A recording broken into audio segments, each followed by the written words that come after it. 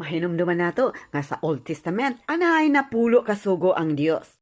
Nga makita sa Exodus chapter 20, verses 1 to 17. Ang pangutana, nasunod ba nato kani?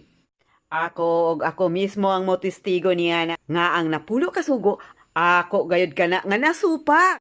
Gihigugma ko ang pagpakasala sa ako ang kabatan-unan. Ang pangutana, kinsa kaninyo ang wala makahimo sa maong mga sala.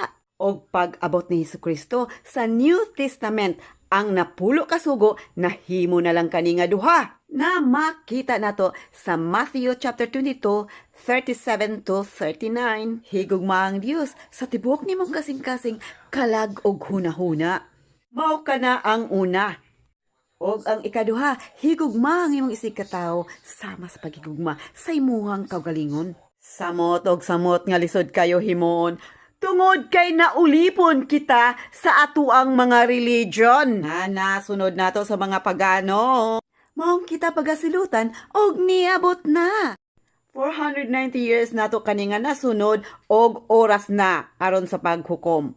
Nga makita kani sa Daniel chapter 9 verse 24. In short, oras na sa paghinulsol. Nakasulat, hinagiban, pulong sa Dios.